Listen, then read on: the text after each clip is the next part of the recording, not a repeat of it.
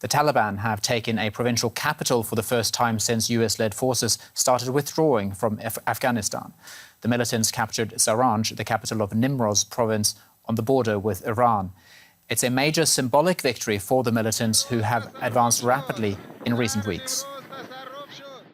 And joining us now for more from Kabul is journalist Frans Marti. Frans, how significant is the fall of this provincial capital for the Taliban and for Afghan forces? It is certainly a significant gain for the Taliban, maybe less because it's a provincial capital, but more Zaranj sits on the border with Iran, so it is a trade hub. And then it's not about how much money the Taliban can gain from trade, more about how much they keep the revenue away from the government, so the government loses money through the fall. But of course, it's also symbolical because it is a provincial capital. There might, in fact, have been a second provincial capital fallen to the Taliban today.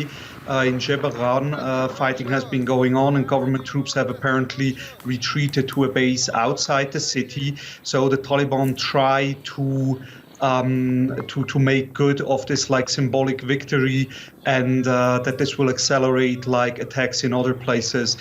Whether or how this will play out remains to be seen. Now, the Taliban have been making steady gains since international troops largely quit Afghanistan, but have until recently stayed away from the bigger cities.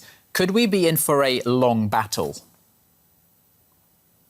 That's very much likely. So the Taliban strategy at the beginning seems to have been taking over rural areas and then demand at the negotiation table, which they apparently did earlier this summer, surrender of the government. When the government didn't surrender, the Taliban apparently, given what happened during the past, they then decided to put it up a notch and also attack provincial capitals. Now there are attacks against several provincial capitals across Afghanistan, some more severe, some less. But it seems to be that the Taliban want to show with this that they can take over the whole country.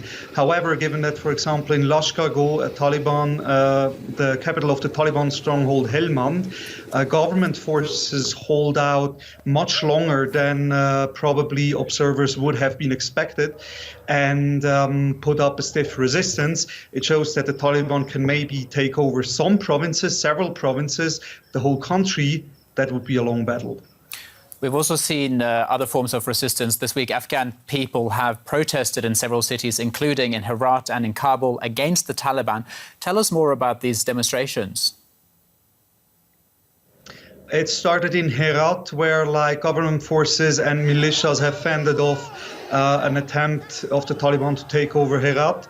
I can't say how spontaneous it was, but then a few nights ago, people were going on their rooftops and shouting, "God is great," in support of government forces, thanking them and God to have saved the city. Then it was replicated in Kabul, where the shouts even continued while there was gunfire from an attack in the city going on. And then it has also been repeated in many other cities. So this shows that a significant part of the population is against the Taliban and supports the government.